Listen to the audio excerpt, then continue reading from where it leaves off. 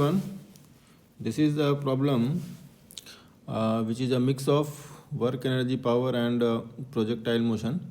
Let's read through the problem once. A particle is projected at an angle theta equal to 30 degree. It is given with the horizontal.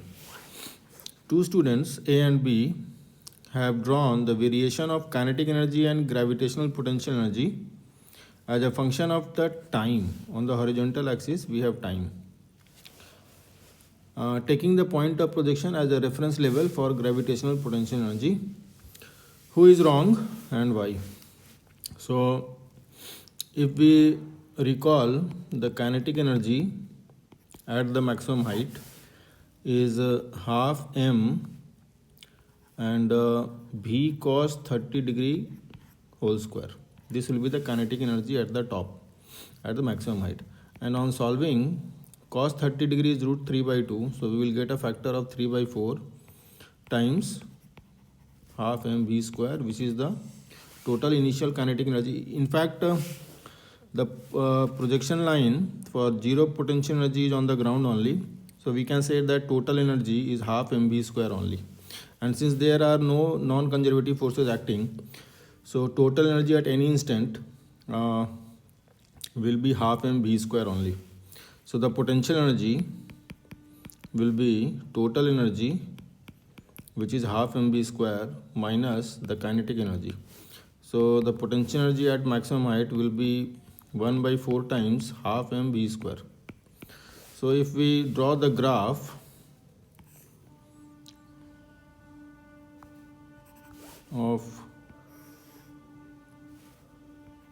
the total energy versus time, so if we show this dotted line representing the total energy, which is equal to half mv square, the potential energy is shown in the lower curve. So potential energy is only 1 by 4 times the maximum energy, and since potential energy will increase till the maximum height and then it will decrease, the graph of potential energy would be symmetrical and it will be somewhat like this. This is the graph of potential energy, and this will be only 1 by 4 times the total energy.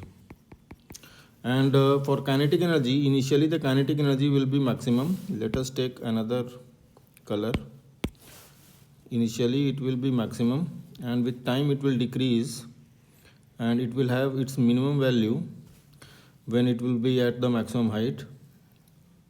So it will be somewhat like this.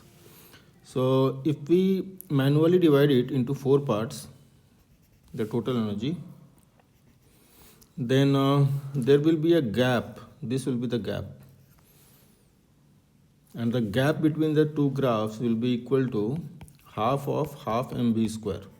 So definitely we can say that the two graphs of potential energy and kinetic energy will be mutually exclusive in this case, and they will not intersect.